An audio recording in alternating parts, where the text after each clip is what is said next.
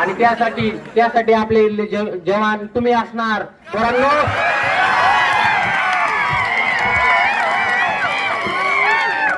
येणारा 2025 आपला असणार. ही इच्छा घेऊन मोर